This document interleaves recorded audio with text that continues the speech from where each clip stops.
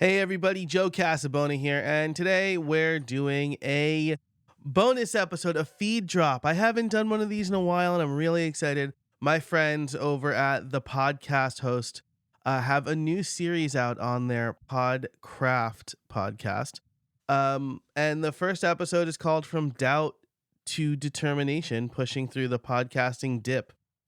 I love this because it's basically them interviewing other podcasters about how they get through the hard bits and and get that determination to stay consistent, because ultimately that's the thing that's going to make you a successful podcaster. Everyone has stumbling blocks.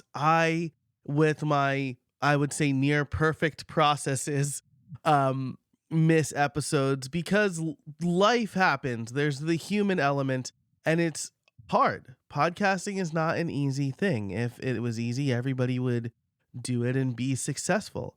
So I really love this episode. I hope you enjoy it. You can learn more. I'll put a link in the description, but you can subscribe to the Podcraft podcast wherever you're listening to this, or learn more over at thepodcasthost.com. Thanks to my friends Colin and Matthew for putting this on my radar. And again, I hope you enjoy the episode. Hey folks, and welcome to Podcraft, one of the longest running How to Podcast series on the planet.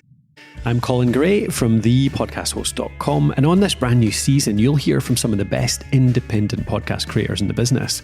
We're talking well over a century of combined experience, thousands of episodes, and millions of downloads. These folks truly are legends in every sense of the word. But if you speak to them, which is exactly what we're going to do, they'll all be quick to point out that they're not superheroes. They're just ordinary mortals like you and me. They're like us because they're passionate about their topic and they love to get behind the mic and talk about it. But what sets these creators apart from many others is that they each started podcasting and they just didn't stop. They've kept on going, publishing quality content consistently over a long period of time. And when all's said and done, it's this stamina, it's that staying power that enables a podcaster to build communities and businesses, sell products and services, and become well-respected thought leaders in their space.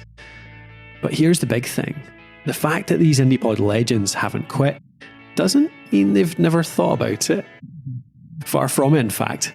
So here's our first major takeaway of the season.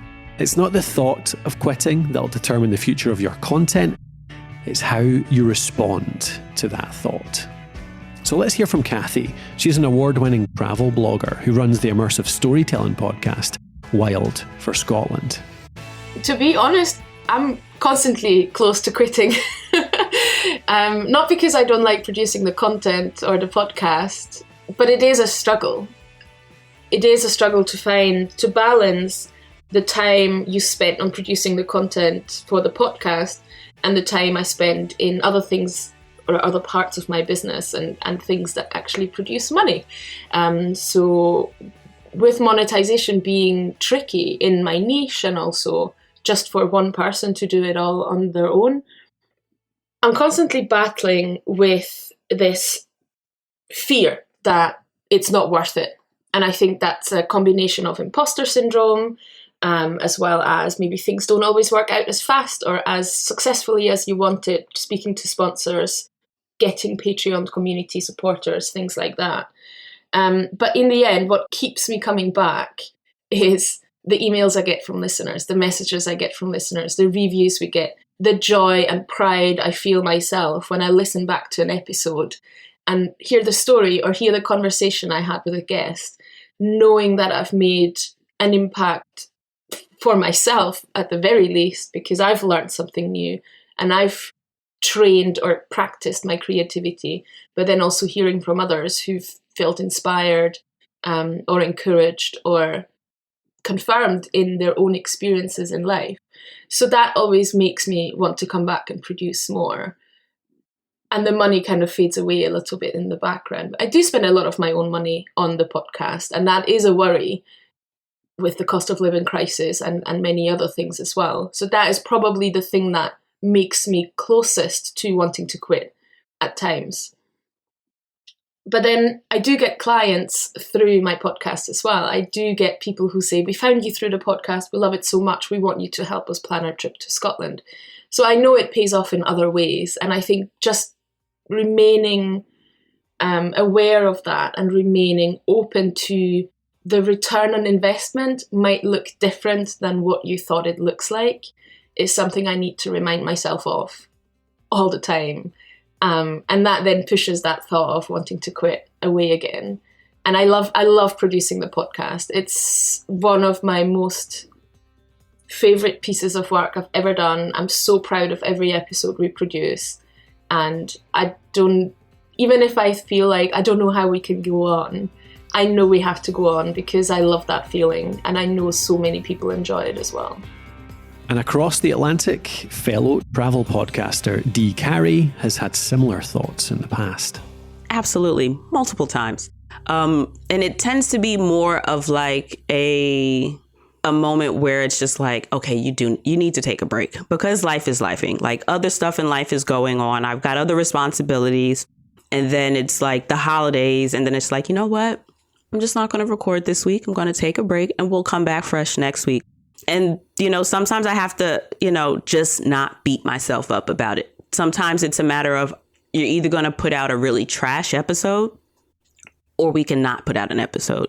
And I think that when you show up the following week and you do you have a little conversation with your listeners. Listen, y'all, last week was rough. I needed a break.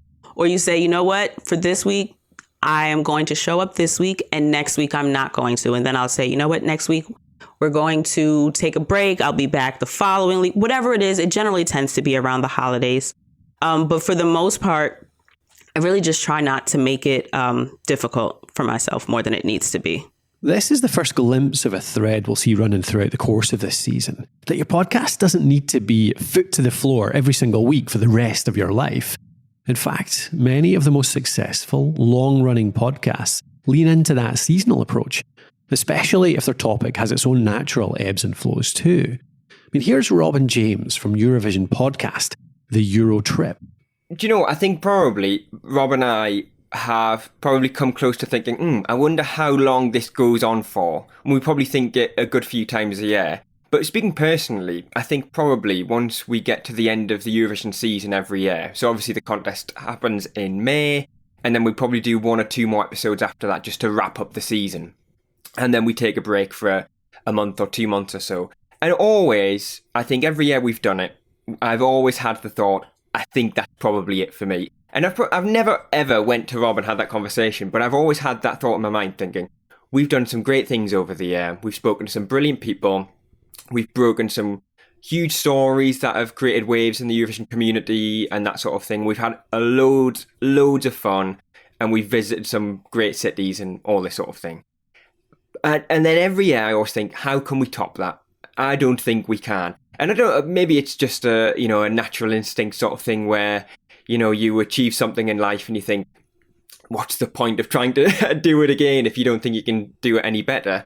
But then we end up having a chat again about the podcast and thinking what we can do over the course of the next 12 months. And immediately that idea of quitting or stopping just disappears. But I think for sure every year I think, that's it. That's enough. We've done what we can. It's been a nice run, but let's just end it there. And we never do. And I do wonder how long it goes on for. Because I'm not sure we ever thought it would go on this far.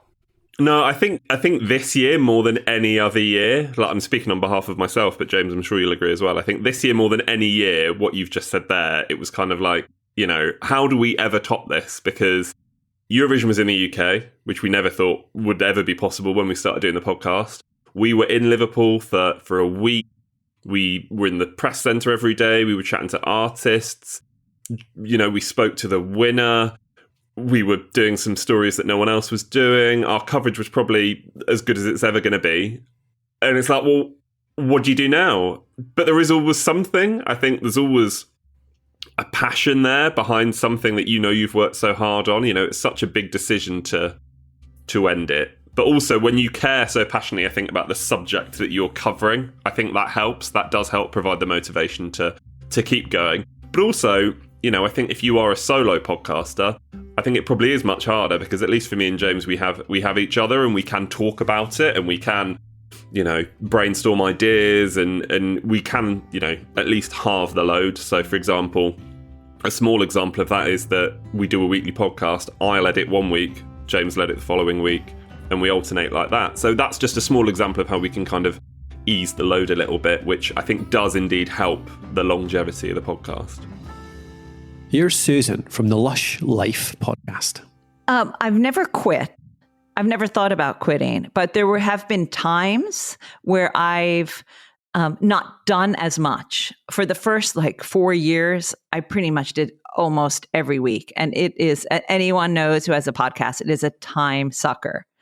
It just eats your time away if you want to do it well. And I got to the point where I just couldn't do anything else. So I decided a few years ago, also not to bring us all down, but my father was very ill and then he eventually died. So during that time, I said, my brain can't handle anymore. So I'm just going to tell everyone using my newsletter, this is what's going to happen. I just can't do it for about 6 months. And when I came back, I decided to do it every 2 weeks. And then, sometimes every month. As long as you see the people who listen to you as people and you talk to them and you tell them what's going on, I think it's fine. But I've never thought about quitting because I'd love to do it. And now let's hear from Andrea of the Savvy Social podcast. Those first 20 episodes were the absolute hardest to create. Even though I felt like it was the most consistent I'd ever been with content creation. Also, I was trying to edit and publish and write the show notes and do all of the things. And it's very easy to get behind with a weekly show. It's a constant grind. And I almost gave up. And that's actually when my first sponsor reached out to me after episode 20, right around that time. And so actually using that sponsorship fee to pay for an editing team helped me keep going. With the weekly show, I think I would have either switched to seasons or done every other week or a monthly show, because it's a lot of work to produce a show without having the team. Plus I'm running a whole business over here too. Here's Gabe from the Board Game Design Lab. I did pause it for 6 or 8 months or something like that. That was interesting. I was in a transition I was moving from Honduras back to the States. And so life was chaos. I'd been there 8 years. My wife had been there 12. We have 4 kids. It was a lot to figure out. And so I was like, let me try some new things. And that's when I really started getting into YouTube initially. And it was for a personal channel. It wasn't like game design. It was just making videos and telling stories and trying to understand this whole other thing. And the more I did it, the more I was like, oh, I can make this part of my business. And I pivoted back to the Board Game Design Lab to make videos for that and start posting the podcasts in video form. And there was a really good 6 months of growth and transition and learning and figuring things out. And then, the community still continued. I still put out the weekly newsletter. I was still super active in the Facebook group. It was just, there were no new podcasts there for a little while. So I didn't exactly quit. I just wanted to pause and go try some new things, figure out life that was completely, everything about life changed in a very short amount of time.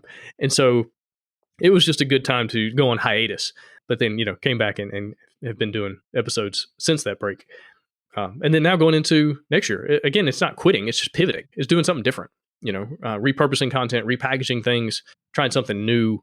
Because I feel like once you do something for a while, especially if you're doing a specific topic, right? Now, if you have a show where you're interviewing psychologists one day and you're talking to, historians the next day and you're talking to factory workers the next day, you will never run out of opportunities because it's so varied. It's harder to be successful doing that because who are your people? It's harder to find that follower base. But if you're doing a show that's very specific in nature, in my case, game design, you kind of get to a point. It's well, what else is there to say? I could do the same type of episode, but just talk to different people. I guess I could, do a worker placement episode with 6 different worker placement designers. Maybe that would be interesting, but I feel like a lot of that information is going to be kind of the same. it's going to be, 75% similar. It's like, well, is it worth even doing a bunch of those episodes? So I feel like you kind of get to a place where after a certain amount of content, again, saturation, we get to a place it's like, not only is the audience saturated, maybe I'm saturated, maybe as the host of this, like I'm kind of saturated in all this stuff. And it's like, let's go do something different. Let's go try something else and figure out something new. So that's what I've been more likely to do. Quitting, I've never really thought about quitting. Like this started off as a hobby. It never started as, oh, I want to turn this passion into a profession. Oh, I want to make money from this. Like, no, it was just something I did to learn and to grow. And because I saw an opportunity and a need, and it was a great way to keep me connected to people in the US when I was living in Honduras. There were times where the only person I spoke English to was my wife for days, and so like to have these interviews, these moments where I could talk to someone in the United States and we could chat about life and culture and football and things like that on the front end and the back end, and just kind of getting to know people, and then in the middle have this really great, interesting conversation about game design. That was super helpful for me. that was really nice. And so never really thought about quitting. It's one of those things like once I decided to do it, I was all in. I know a lot of people, they try to dabble. It's like, I'll do one or two. It's like, I went into it thinking, I'm going to do this until I can't. And then just kept doing it, kept showing up, and got a little bit of traction, a little bit of momentum, which definitely helps. Success creates more success. It just is what it is. It would have been much harder to keep going if nobody was listening, like if I was doing all this and putting in the effort and all that. But I think I still probably would have, because it wasn't about the listener base. It wasn't, oh, I've got to get 1 million downloads. Like, it's just, I'm just going to do something I think would be really fun, and we'll see where it goes. So that was really, really helpful. Gabe touched on some of his thoughts, his motivations, and his goals when he was just getting started out in podcasting. And that's a good place to switch gears and find out more about what was going through our creators' minds before their shows even existed. Few people have been in the podcast game longer than Mur Lafferty, and here's a glimpse into her thought processes back in 2004. I'd always wanted to do something like talk radio or like essays on the morning news shows when they do like a slice of life type essays, but at the time internet radio was way ahead of streaming technology, and so even doing an internet radio show sounded more complicated than trying to get a radio job even, and I had no experience doing that. But then a friend of mine mentioned that like October 2004, I think, a friend of mine suggested that there was this new thing called podcasting he was really interested in. And I took a look at it, and it was exactly what I was looking for, in that I could go ahead and talk into a mic, and it was, as long as somebody subscribed to it, it was guaranteed to hit their inbox when I was done. And so it took me a while to figure out exactly what I wanted to say, and I finally decided to do some geeky essays about being a nerd with a toddler kind of thing. So yeah, that's how I got started. Then a couple of months later, I realized there wasn't a lot of information out for writers, except for Michael Stackpole's The Secrets podcast. So that's when I started I Should Be Writing, which was kind of it's still going, just a show to encourage beginning writers in dealing with all of their issues like imposter syndrome and worrying that one rejection means the end of your career kind of thing. So I just like talking into a mic, I guess, but I never thought that a radio job was a career I could follow. I don't know why. So I never looked into it that way. But once there was a way I could record online, and then podcasting made it easier for people to get, I was all in. Mur created a podcast to help others, but also to help herself through those early days of being an aspiring writer and trying to get published. These days, she is a published author, but how did her writing career look back in 2005? Well, I hadn't sold anything. I had done some work for RPGs, mostly for White Wolf, but hadn't sold any stories, or definitely not a novel. I don't even think I'd written a novel by then, but I'd noticed in myself that I would have emotional reactions to things like rejections and think, this feels terrible, but it doesn't feel like reality. Like, you get I remember getting a rejection and being absolutely sure that not only did they reject my story, but they put like my story up on the wall as a guide of what not to buy and never to buy from this author. And they would remember me. Like, I could never submit to them again because they would remember me as the person who sent that crappy story a couple of months ago. And even though feeling all of that, I knew it wasn't reality. So I just, wanted to sort of, I didn't set out to chronicle my writing career because I didn't know I would have one, but I just wanted to let people know, look, it sucks. I'm experiencing it too. It's okay. So had not done a lot of writing at the time. Just I had an in with an RPG company and kept getting work from them, which was good. But that's about it. There's no getting around it. To become a published author, you need to actually be a good writer. How you get there is very much Mur's domain and not ours. But I was really interested in how closely intertwined Mur saw the success of the podcast and her success as a writer. I can't imagine it happening another way. Most of the first couple of years of my professional career were due almost directly to the podcast. What I didn't know I was doing was in meeting up with people at conventions and doing interviews with them. I was building a network. People would be like, oh yeah, Mur Lafferty, she does that podcast. And there weren't a lot of podcasts at the time. So, I was one of the writing podcasts. Then, more people knew about me and I had a good online presence. And then I had an agent at the time I sold my first book, but my agent wasn't shopping that book. She was trying to shop something that I'd released via podcast a couple of years earlier and wasn't interested in my current book. So I'm the one that sold that to Orbit. And I got into a party where I met my editor because of the podcast, because I was interviewing somebody who was going to the, invite-only parties for the Hugo Awards. And he took me as his plus one. He just offered because he had one and I didn't have one. So yeah, I'm glad that people like my writing enough to continue to buy my books, but I don't know if I would have made it through the regular slush pile if I'd done it that way. And staying on the subject of books and writing, here's host of the Fighting Through podcast, Paul Cheall.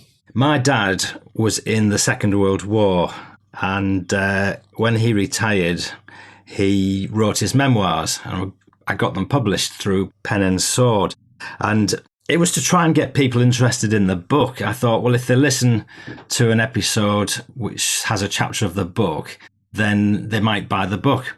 And to be honest, it helps with sales, but not massively. But when you do a book as an author, a single book, you don't make a fortune. It's just for fun and a labour of love to get your father's memoir published. But during the early days of getting the book published, I had a website, and a number of people wrote to me with their memoirs, and I had some superb stories sent to me. And I put those on the podcast as well.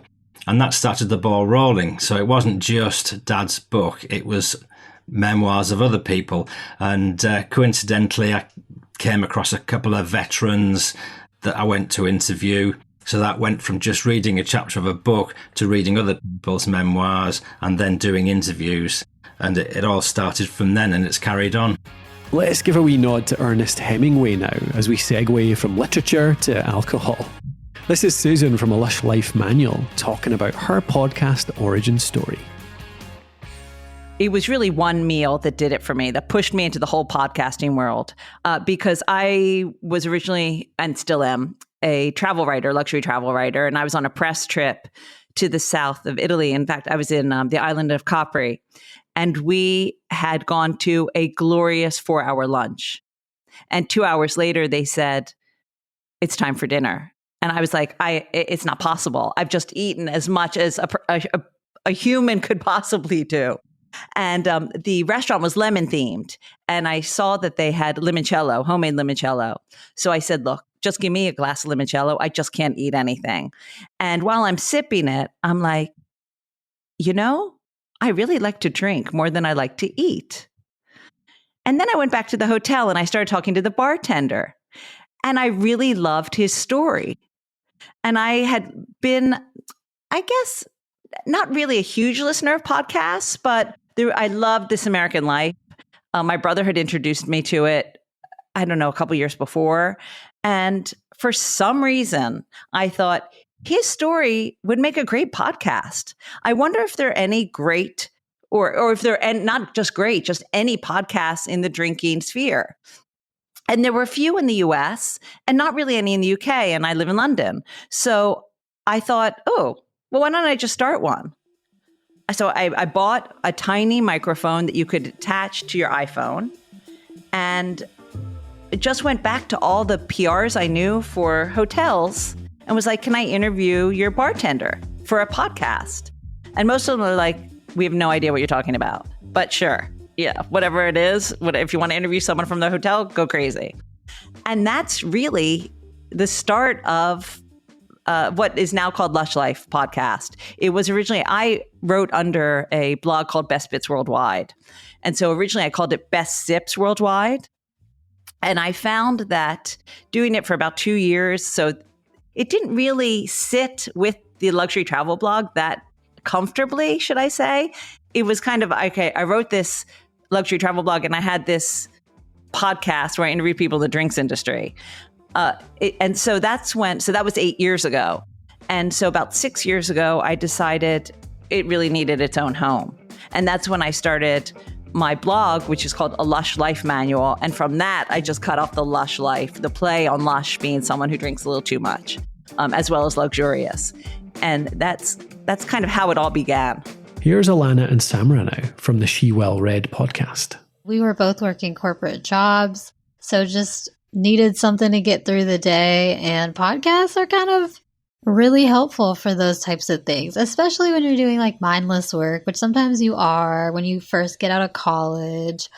And I honestly just wanted community, so it all stemmed from that for me. I just felt like I didn't have an extracurricular for the first time in my life, and I was like, oh, I've got a lot of energy and I need to channel it into something productive. So I was just thinking like, okay, a book club could be fun.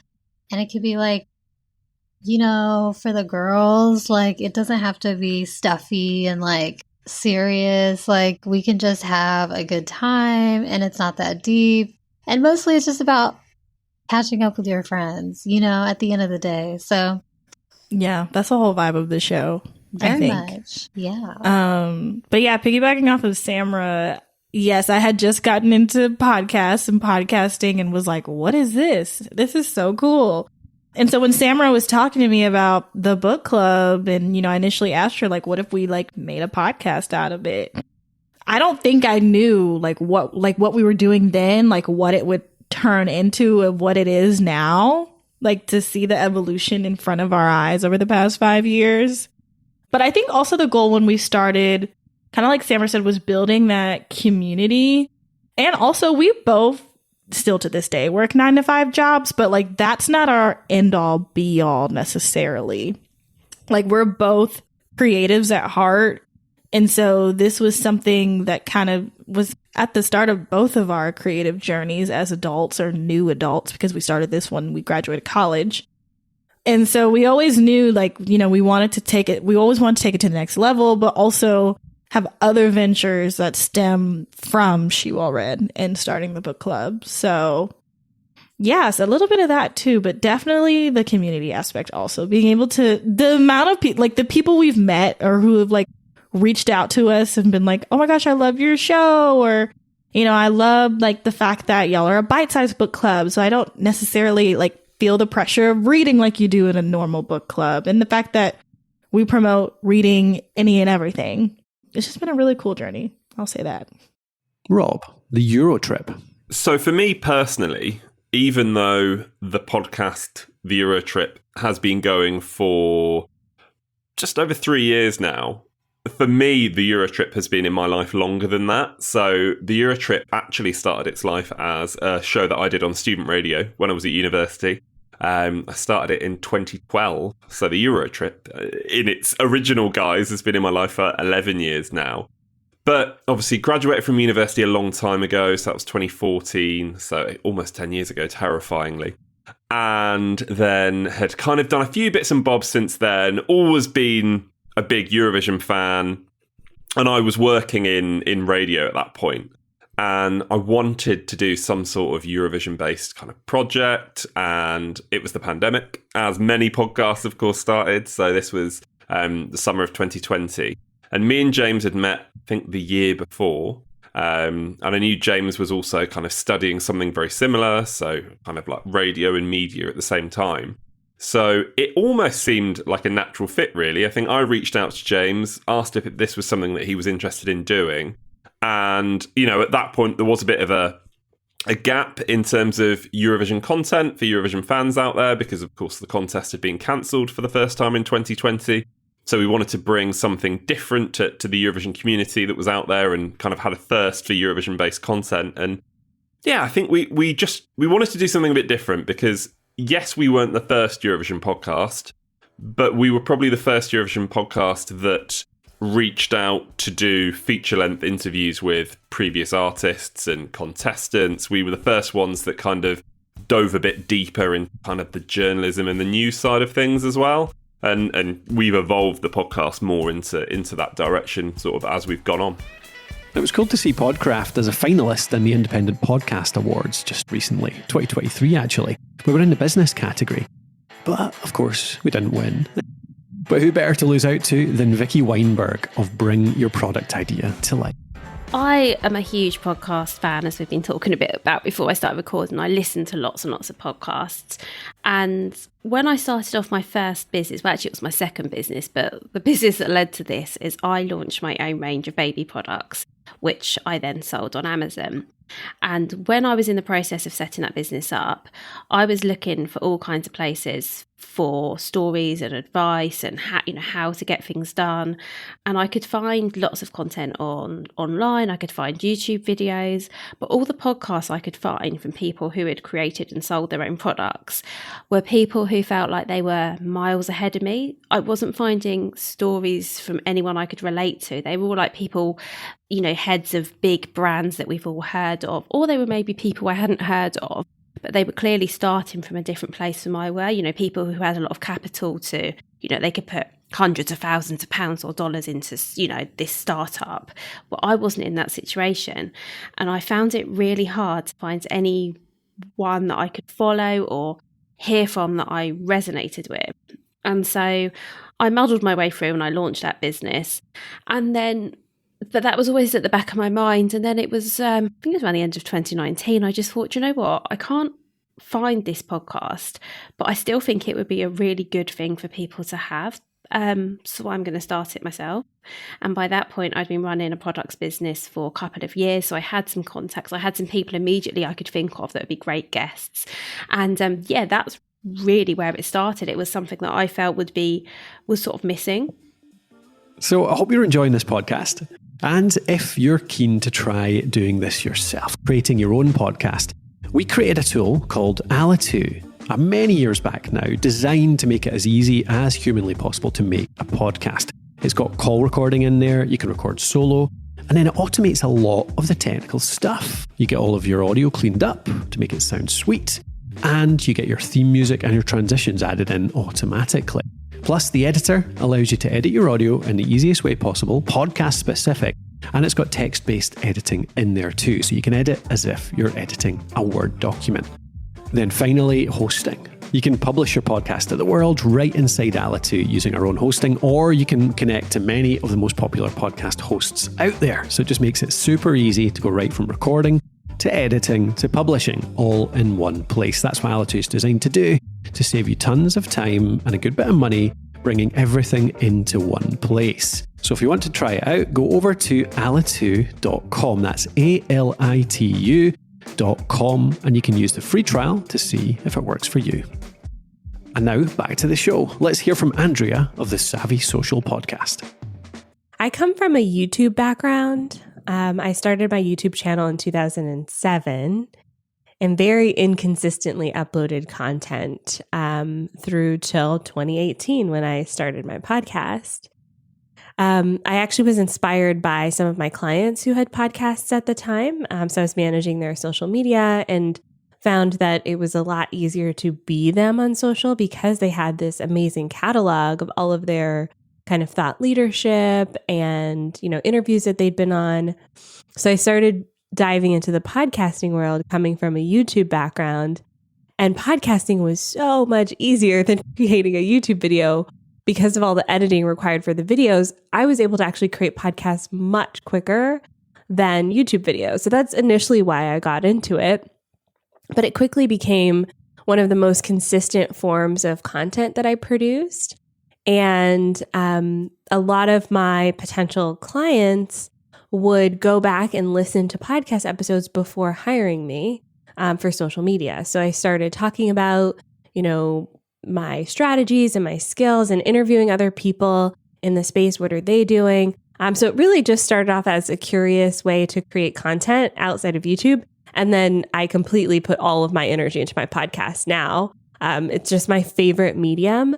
I also prefer to listen to podcasts now. So back then, watching YouTube videos was the way that I consumed content. And now I hardly ever watch YouTube videos. I always have a podcast on the go because I can take it with me anywhere. So I love it as like a consumer as well as someone who produces podcasts. But it really started off as just an easier way to create content that didn't require video. D. Carey, travel and shit. I'm a talker.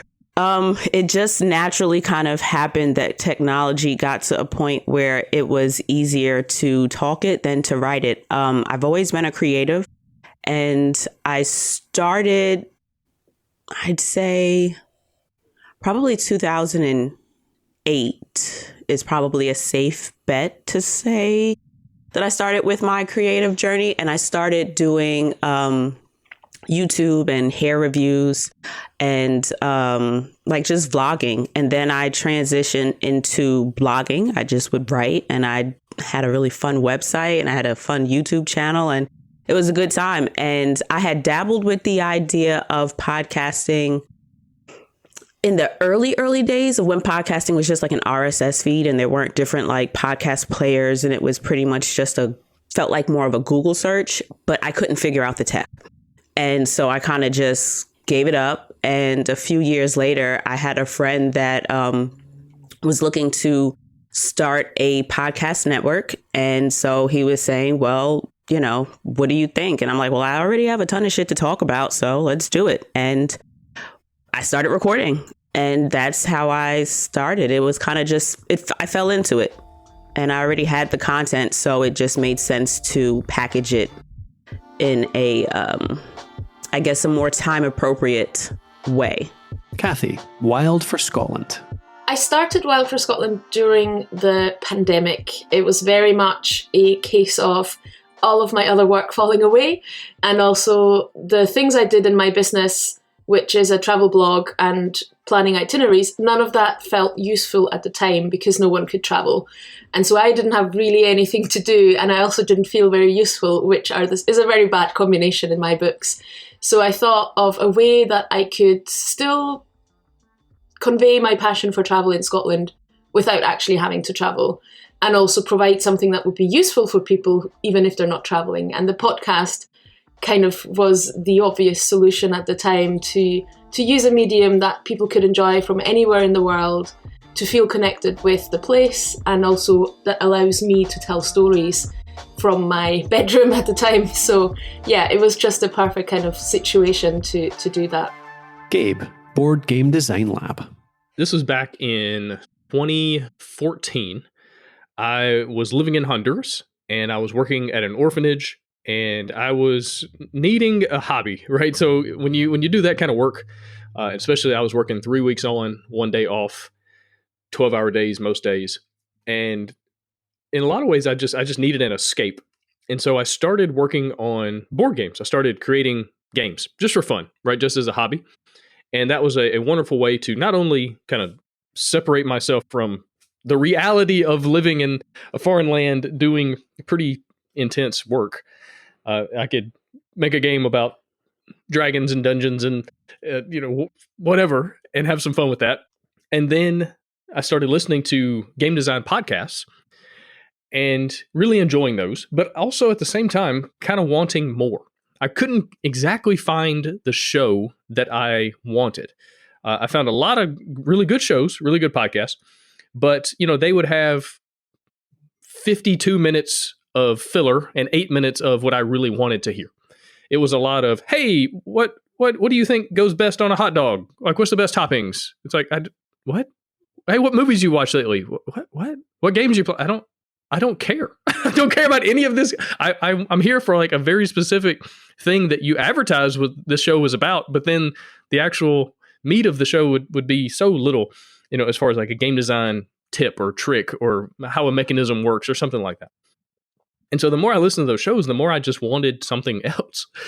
And fast forward, I don't know, a year and a half, 2 years, and I had changed jobs. I was, doing something a little less intense, a little less hours, fewer days, of the month working.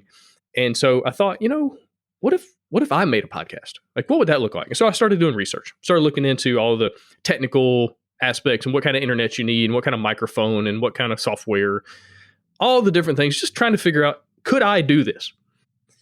And then, I figured out that my Honduran internet wasn't great, but it was good enough. It would suffice. And I went to the States for to go back home and visit. And I bought all the stuff I needed on Amazon. And so I took it back down there to Honduras with me. And I just started kind of doing the setup like, okay, I've got the stuff I need. Now I need to get some guests on this show. I need to find some people who are willing to let me interview them about game design. And I thought, nobody's ever going to say yes. Why would they say yes? Who am I? I'm just some random dude. I don't have any games on the market. I've never published a game. I'm just a hobbyist. I'm just some nobody. But in spite of all the reasons not to, I started sending messages and emails and just saying, hey, I'm starting a show. This is what it's about. This is what I'm trying to do. I'd love to interview you on this, a specific topic. And I sent out, I don't know, probably 15 messages of like I kind of laid out, okay, who would be a great first set of 15 guests? And I think 12 of them said yes. Like, it was wild.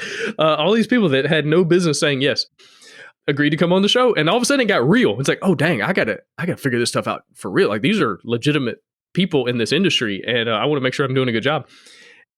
And so that's where it all started. And, it's run for 300 and something more episodes since then. But it all started because I saw a need in the market, not from a business standpoint. I just saw a need in the market for myself. Like, I just wanted something else. And I was like, well, if I can't find it, maybe I can make it. And then it just kind of worked out. And I thought originally, it's like, if I can just get 10, 15, 20 regular listeners, if I can have this like little cool core group of people on the internet that want to hear these interviews and hear what I have to say, that'd be amazing. Fast forward a handful of years, and now the community is over 21,000. It's like, this is crazy. Like, it continues to blow my mind how many people want to tune in and listen to interviews about this tiny little niche in the world. It's a niche of a niche of a niche. Like, it's so small, but yet it still can get traction. And so it's just been a fun ride. We hear this a lot in podcasting, don't we? Someone made a show because it was the type of content they needed in their own life. They wanted info or answers on a topic, and podcasting was a brilliant way to get them. And as it happens, other people have those same burning questions too. The world's a big place. 8 billion people is a lot of people. More than likely, you're not the only one feeling a thing or thinking a certain thing. Like, there's a lot of other people out there that probably have the same opinion or idea or need or want. And the internet allows us to find each other. It allows us to connect. And it takes time. It's not one of those things typically where you can launch a show, especially in a very, very, very small niche, and all of a sudden just explode. But over time, you can pick up your people. You can find the folks that had the same thing. And there's always new people being made. I can't tell you how many people send me emails now and they say, hey, I just found your show. I'm on episode 7.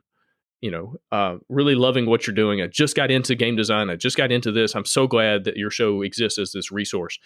And so that's another thing, is like, it's not static. There's a bit of a churn. There's always people coming in and going out of every hobby, every industry, everything. But there's new people coming in, and it just creates more opportunities. Vicky, bring your product idea to life. It was for me, but also because I felt I wouldn't be the only person who was like looking for this kind of content. I'd started a blog when I started my business. I started a blog where I was sharing what I was doing with my own business and things I was learning in like real time as I was setting it up. And I was getting more traffic to that blog than I ever could have expected. And I think I'm thinking we're talking like 2016. So podcasting was fairly new, but it was kind of growing. And not everyone was into podcasts then, were they? I feel like I was, but lots of people I knew hadn't even heard of podcasts back then, which seems crazy. But I was kind of had the sense that actually this is a really useful way of like finding out more about stuff. Like, at the time, I had young kids, and I really liked the fact that I could be pushing the buggy or whatever and have a podcast in my ear. And, you didn't necessarily have to be sitting down to read something. And I was convinced that there would be other people in similar situations. I felt I can't be the only one who would find it useful to hear from other product creators, to hear from people you could learn from and be inspired by, but also in a way that didn't involve you having to have 10 minutes to sit down and actually read something. So I guess it was all of those factors. One thing that's certain in podcasting is that it's never a linear journey. Some creators start a show on one topic, then you end up talking about something completely different. Others stay with their original topic, but pivot their angle, their format, or their aims, further down the line. So here's Darren from the 1% Better Runner podcast talking about just that.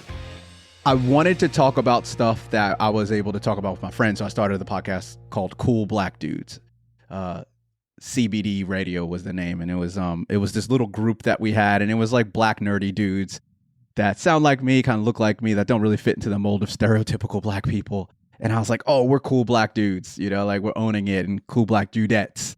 So I was like, let me just interview everyone that I already just talked to, and just, how's the black experience for you in America and Australia, all over the world. And that ended up being how I cut my teeth, I guess is the term, on podcasting. And then I was like, okay, I need to start a business. So I already had learnings of how to set up a podcast, how to do this.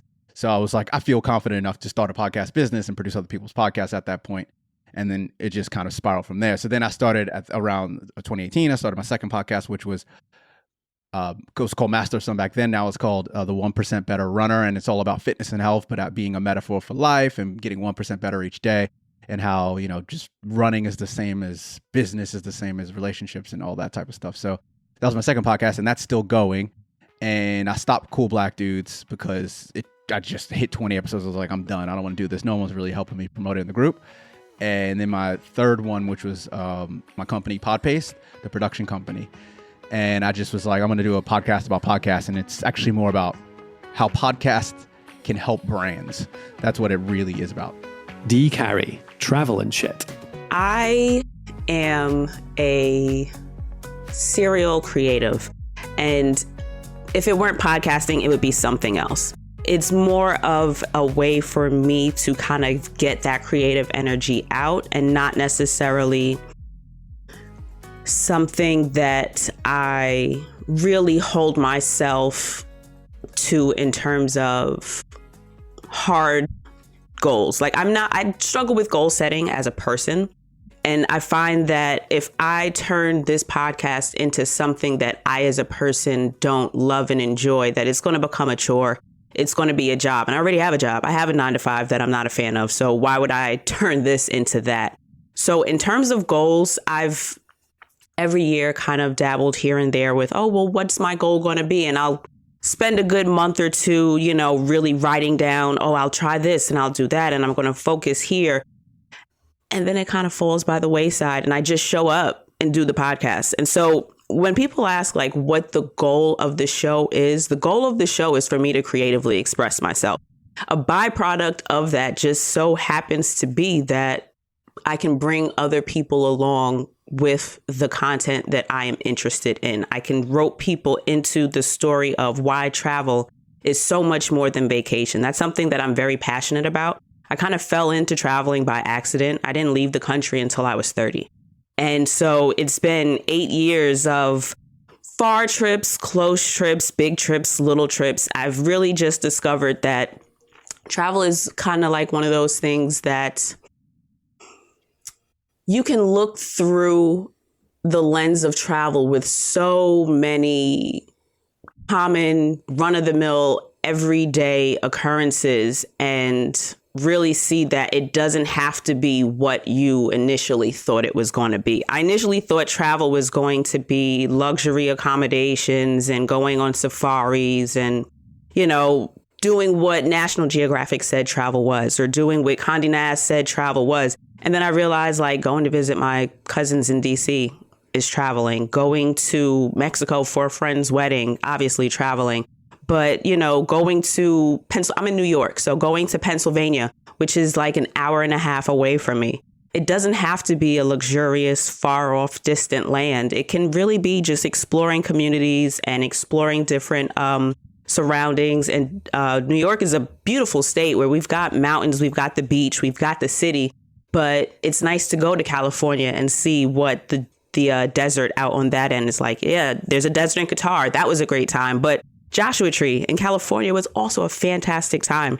So it's like my goals change as time goes on. But the main gist of what I do with travel and shit is really just talking about the incredible ways that I can see my regular life through travel experiences, the interesting people that I meet in my travels, or the really like nuanced ideas that come up after experiencing something new in a new environment. When I come back home, I'm seeing like, oh, well, actually, I can do that here. Let me figure out a way that I can make my own kind of, you know, empanadas that I ate at this place. Or, oh, so they wear this type of clothing here. Actually, I didn't even know there was a shop that sold these by my job. Let's go check it out and let's figure out what kind of conversation we can have from there.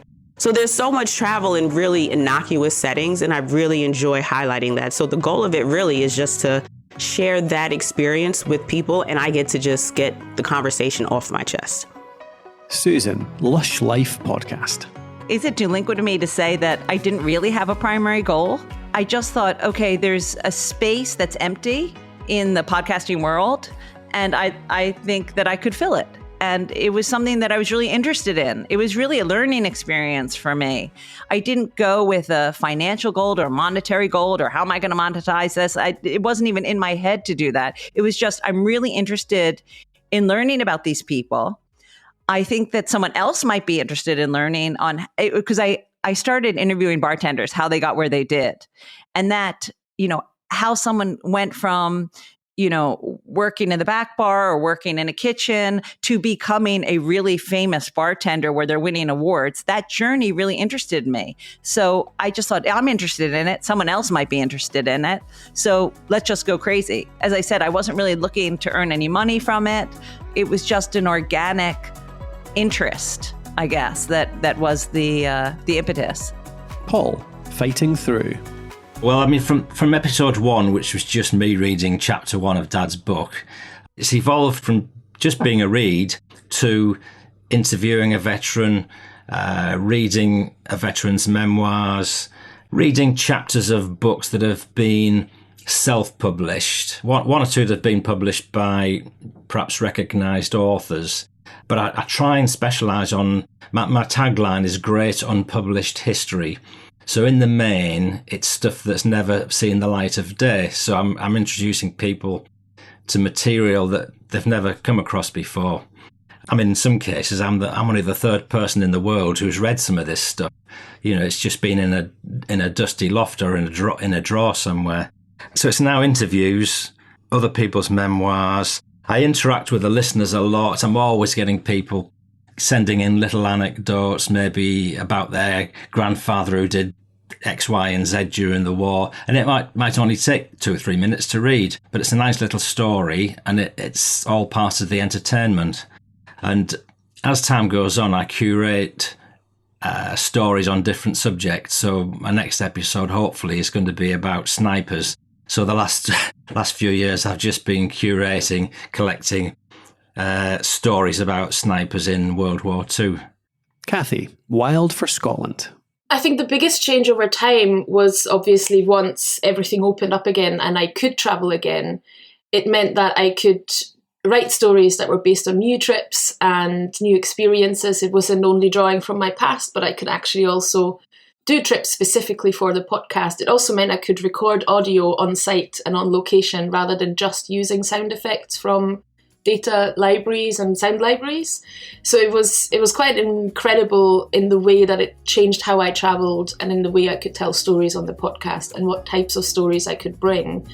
And then it also changed, of course, in the sense that all of the other things came back. So finding the time to still stay consistent and do the podcast and produce a quality level that I was happy with, while also doing all my other work, has definitely changed a lot and made it much more difficult, I would say, than maybe at the start. But then you get better over time. So yeah, it's interesting finding that balance. Vicky, bring your product idea to life. Podcast at its core is still very much what it was. So it's by product creators for product creators, and that's remained the same. I've expanded a little bit in that I've invited on guests that I believe may not be people who've created their own products to sell, but are people in positions that can help those people. So I've had experts in PR and marketing and using Shopify and all kinds of topics like that. I guess the only other thing that's changed is, I wouldn't even say it's changed, I think it's just expanded, as I've sort of worked in the last couple of years to create a bit of a community around the podcast. Because one of the unexpected things that I realised I was getting from it is I was really building my network, because I was having guests come on, I was talking to them, finding out about their business, and then I knew that person, and I really liked that. And then as I was speaking to more people, I would suddenly think, oh, do you know, you should speak to this person because they've done something similar to you, and I was starting to see connections. So as well as the podcast, I then set up a Facebook group, which is completely free, where I invite in listeners and guests just so that people can connect with each other. And yeah, and that was never a goal to create that connection, but I just think it's a really nice kind of side benefit, if you like. I really like that I know lots of people that are doing similar things, and the fact that they've come on the podcast and they've shared their time sort of tells me they're the sort of person that are happy to help others as well. So it's really nice when someone says, oh, do you know how to do this? And I can say, actually, I don't, but I do know someone who might be able to help you. And that's just really nice as well. Gabe, Board Game Design Lab. That core concept stayed true up until today, right? I never do an episode that I'm not excited about. I never talk to anyone that I'm not excited to chat with. You know, I don't do anything based on, oh, I think this will get a lot of listens. Oh, I think this will get a lot of clicks. I could, and maybe my business would be a little bigger if I had done that, if I chased trends and stuff like that. I don't know. It seemed disingenuous. I don't want to have to fake a conversation. I don't want to have to fake excitement or fake interest or curiosity. And so 99% of the episodes I've done, it was really a moment in time where I was trying to figure something out. And so I just reached out to a designer or a publisher or a reviewer or somebody in the industry in some way and said, hey, I'd love to interview you on a specific topic. And that topic just happened to be exactly the topic that I was working through myself, right? And so I did that because I feel like a person in that scenario asks the best questions because they're right in the thick of trying to understand. They're trying to figure out, they don't have the curse of knowledge, right? And so you can ask really good questions that other people in the same situation who are trying to figure out the same thing, well, they probably have those same questions, if not something very, very similar. And so that's always been a core concept. Recently all the AI stuff that's been blowing up, and I've been getting people sending me emails of like, hey, you need to do an episode on this. I've gotten, people saying, hey, I'm an expert on AI and art and all this stuff. I want to, I'd love to come on the show and do an interview, but I'm just not excited to chat about that for an hour. And so I haven't done that episode. And there's a lot of examples like that. And maybe one day I'll dive into that and be like, oh, this would be cool. And then I'll do it. But so that's kind of always stayed the same, even as the business around it has become a thing. Because again, I didn't start this thinking, oh, it's going to be a business. Like, no, I started it because I was trying to understand game design. And I saw an opportunity and a need just to help people, help myself. And it just kind of picked up speed and became a full-time income, right? Unexpectedly, right? Surprisingly, definitely wasn't a plan or anything. And it's just been kind of crazy to see it all develop. But I never wanted to get away from doing the interviews that I really want to do versus, let's do it just because. But yeah, no thanks.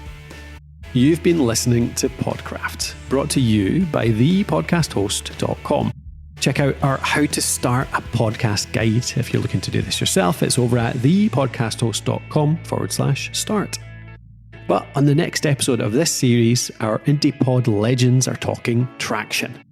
Each episode you publish is a new opportunity to reach fresh ears, and the more you grow that back catalogue, the more time these new listeners can spend with you.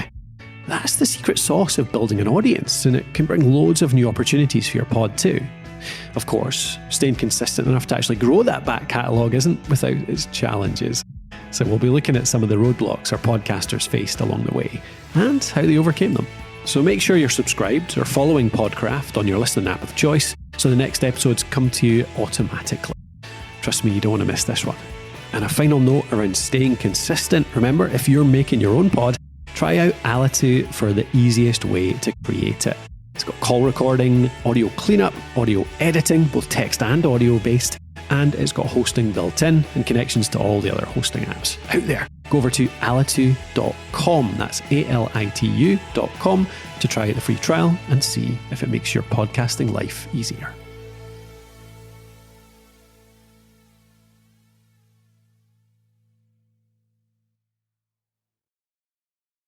All right, I hope you enjoyed that episode. I hope it provided you some guidance, some inspiration to continue with your podcast, or if you haven't started, then starting your podcast on the right foot with the right mindset. Again, check out the Podcraft podcast. You can find that wherever you get your podcasts, and head over to thepodcasthost.com to learn more.